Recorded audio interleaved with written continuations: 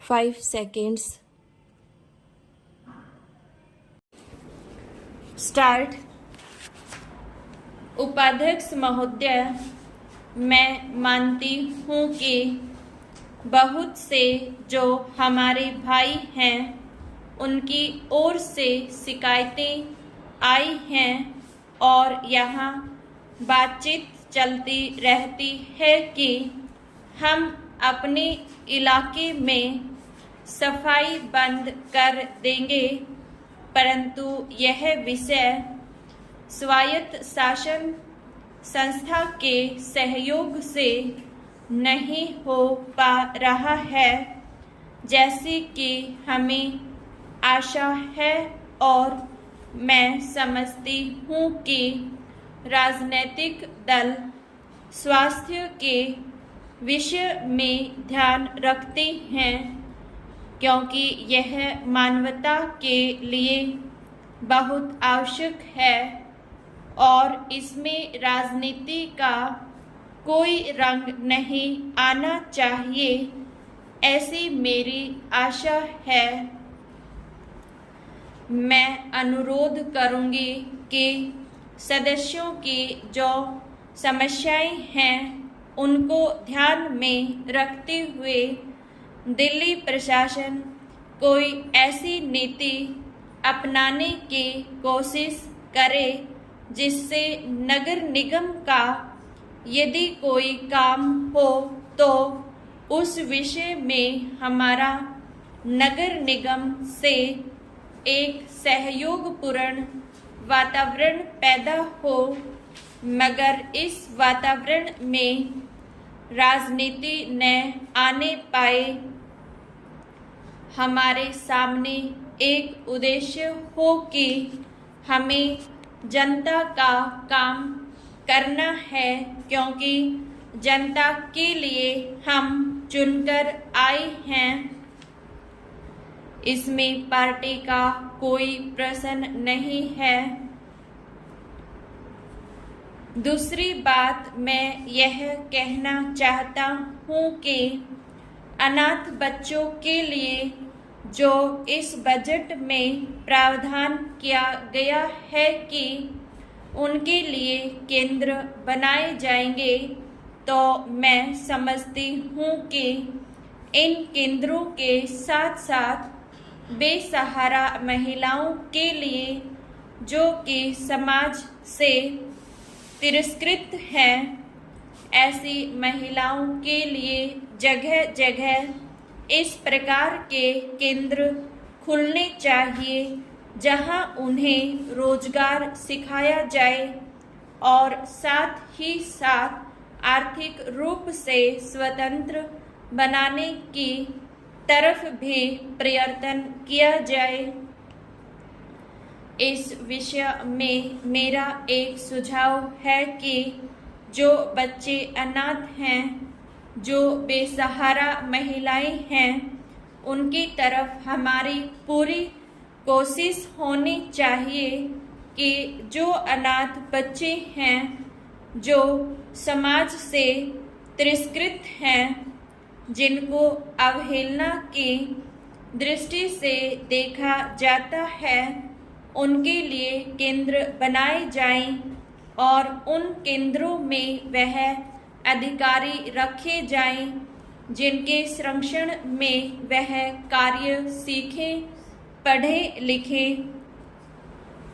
यदि इसमें बाहर के सदस्य हों तो वे ऐसे होने चाहिए जिनका जीवन सरकारी सेवा में ही बीता हो। ऐसे योग्य लोगों की सहायता लीजिए। यदि इसमें असामाजिक तत्व घुस गए तो फिर हमारा पैसा ऐसे ही खर्च हो जाएगा और जो नीति हमने बनाई है वह असफल हो जाएगी, जिसका परिणाम यह होगा कि हम उस नीति को कार्य रूप में परिणित नहीं कर सकेंगे। इस बात पर कोई मतभेद नहीं है।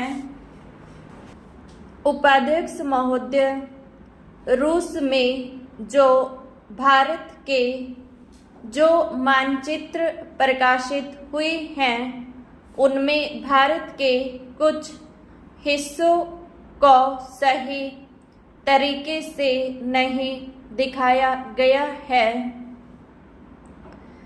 इसको सरकार भी मानती है और इस विषय पर कोई मतभेद नहीं है। प्रश्न यह है कि अगर किसी देश ने हमारे देश का गलत मानचित्र प्रकाशित किया है तो एक सरकार के रूप में भारत सरकार का जो कर्तव्य है उसको उसने निभाया है या नहीं, और अगर निभाया है तो किस प्रकार से निभाया है।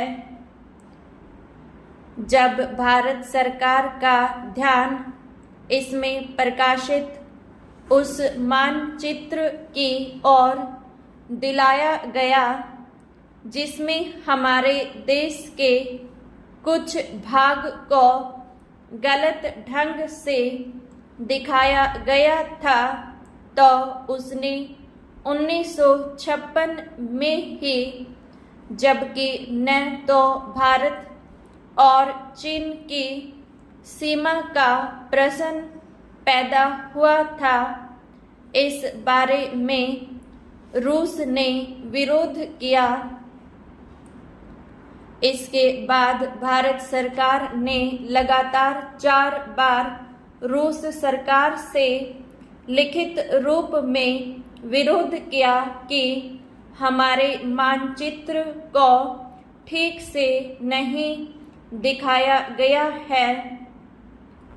जिस मानचित्र को लेकर यह चर्चा हो रही है, जब उसकी ओर भारत का ध्यान गया तो उसने जून, जुलाई और अगस्त में लगातार 3 बार अपने राजदूत के माध्यम से और रूस के जो अधिकारी हमारे देश में आए उनसे बातचीत करके रूस का ध्यान इस ओर आकर्षित किया कि उसने इस देश का मानचित्र ठीक नहीं दिखाया है।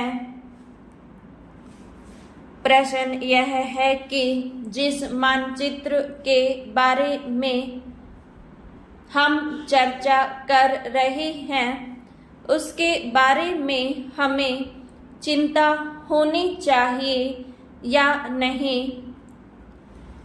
मैं समझता हूँ कि अगर दुनिया का कोई भी देश हमारा मानचित्र सही ढंग से नहीं दिखाता है तो स्वाभाविक रूप से देश को उसके बारे में चिंता करनी चाहिए। हम अपने कर्तव्य से नहीं चूक सकते हैं, लेकिन जहाँ तक इस चर्चा का संबंध है, मैं माननीय सदस्य की प्रशंसा करता अगर वह उन समस्त देशों का जिक्र करते और निंदा करते जिन्होंने हमारे मानचित्र को गलत ढंग से दिखाया है। उदाहरण के लिए पाकिस्तान को शिकायत है उसके मानचित्र को केवल रूस, इराक और मिस्र ने ही नहीं बल्कि अमेरिका ने भी गलत दिखाया है। जिस कश्मीर को हम भारत माता का ताज और मुकुट कहते आए हैं, जिसे हम कहते हैं कि वह इस धरती पर हमारा स्वर्ग है, उस इलाके को बिल्कुल उनकी दया और कृपा पर छोड़ दिया गया है। यह बात उत्साहवर्धक नहीं है।